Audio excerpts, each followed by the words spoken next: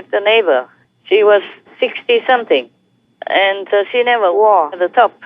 In summer, she didn't wear it. She just wore the trousers under. Nobody said anything. She was inside her yard, of course. But this yard or garden was small and narrow and was next to the highway. Next to the only one national way where the south can go to the central. At that time, we didn't have the north yet. It was still in the war. Even after the war, we were divided. The Vietnam country was divided into north and south. So that's the national way. You can go from south to the north. And her house was next to it. And she had a husband, of course, and children, 3. And they were very kind to me. Very kind. Very sweet people. I liked them very much. They were very kind. Whenever I went over, for some reason, I went to school together with them. And in the morning, they would give their children some rice soup. Only congee with salt in it. But they would give me one bowl also. Share with me. And then if they had one banana for the 3 of them, they would give me 1/4 of it also. The family was poor. Not too poor. At least they have the land and the house. And the mother was doing some making tofu, making silken tofu. In Vietnam, we make silken tofu, warm it and eat it with ginger syrup. A syrup we cook with ginger. Yes. And she made that, and her middle elder daughter carried it to the market to sell it. And they had 3 children, and they still could cover them, and they went to school. In Vietnam at that time, the primary school was free. It was obligatory and free. So the eldest son went also to the same school with me. So sometimes I went there and go together with him, something like that. I forgot most of the time. Whenever I came, if it was meal time, they give me something. It's not only this family. Another family also treated me so kindly like that in Vietnam. In high school time, it was a similar story. Because I had a friend, buddy.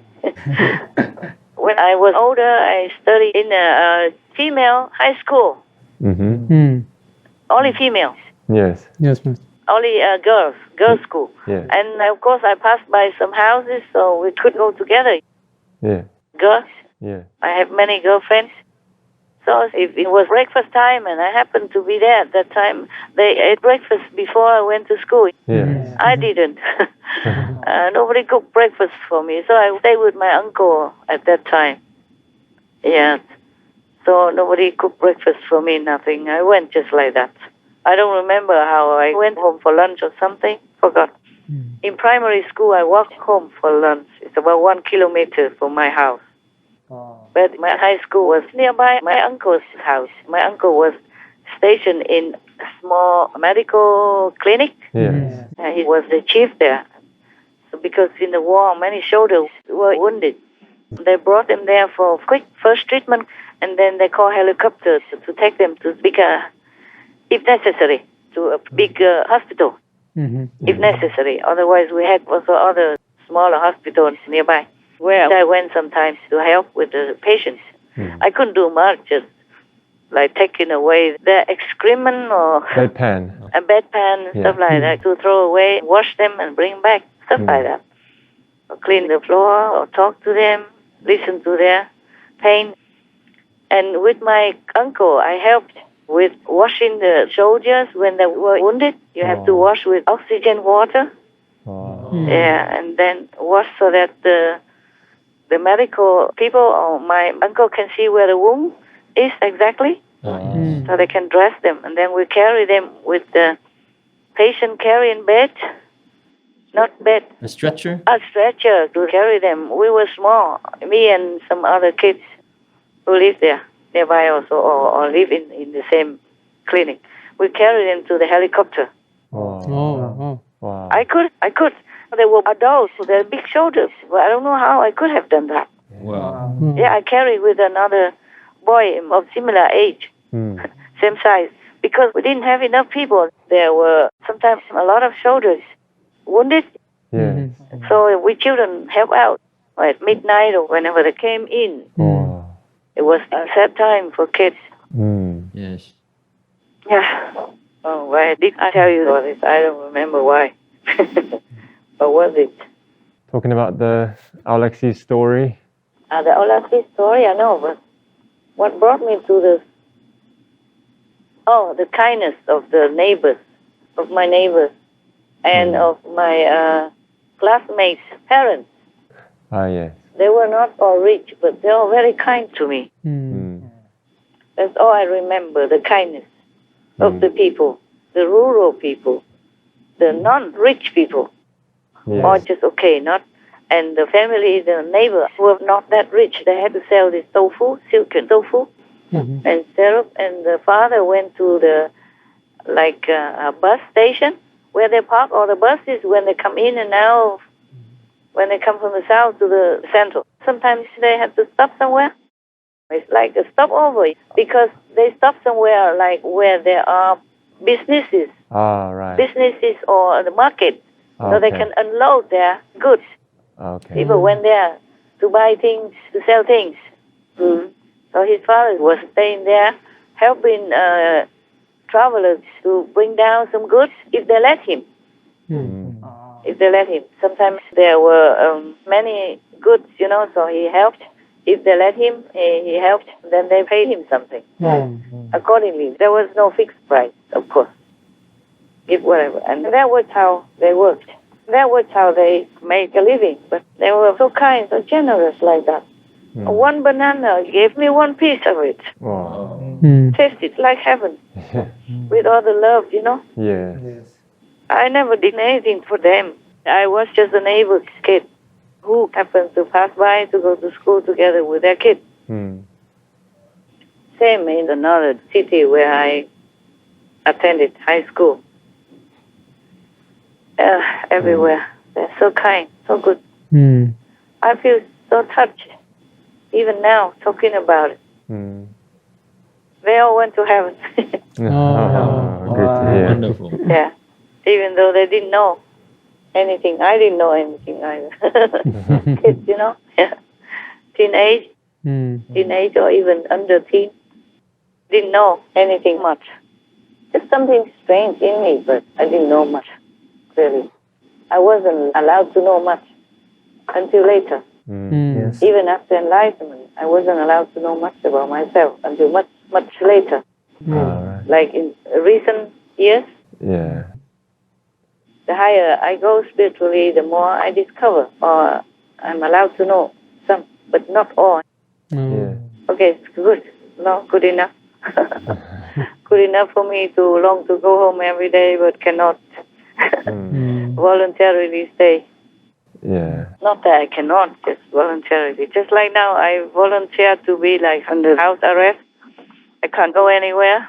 Yeah. Can't do anything. Yes, Master. Much more than just this and Supreme Master TV.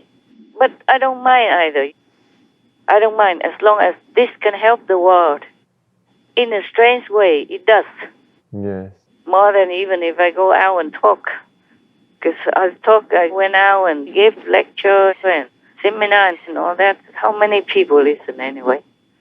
So like this, many more people can listen. Before I went to lecture only at a location. Yes, Master. Now maybe some thousands of people came to listen.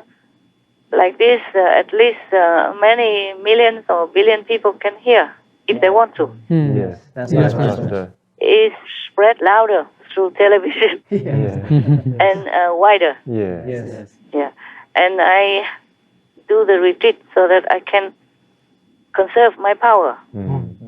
So my talk will be more powerful. It's not just a talk; it's the energy Yes. Yes, Master. Yes, Master. to go with it. Yes, Master.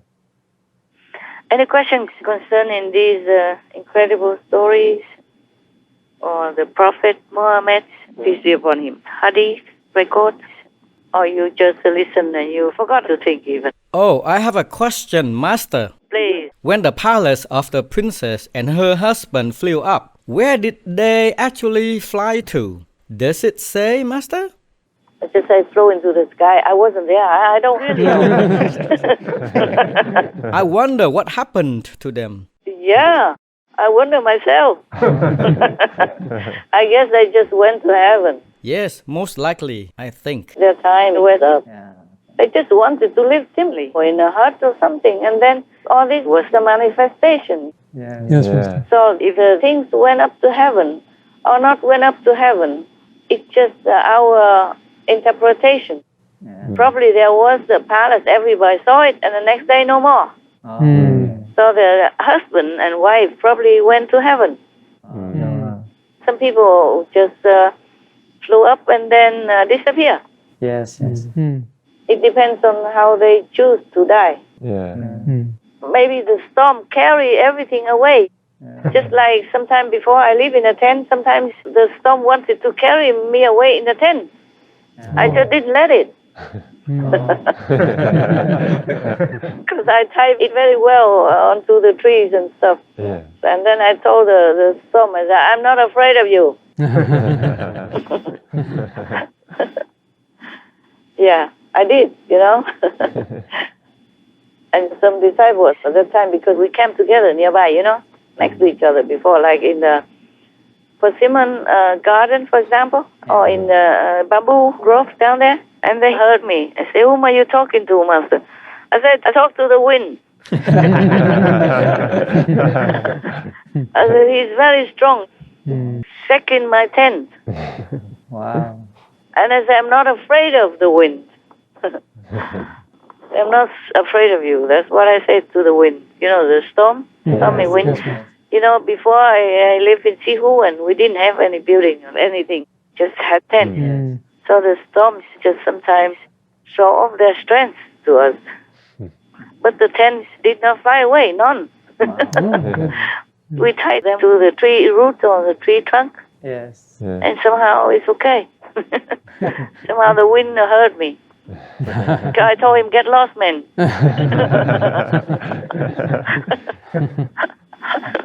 Because it was so powerful, blowing around, leaves and everything. Tree trunks and tree branches broken everywhere. Wow. I was so mad. I said, I'm not afraid of you. Get lost. I said, we're living in tents already. You're making trouble for what? Huh? Go pick on your own size.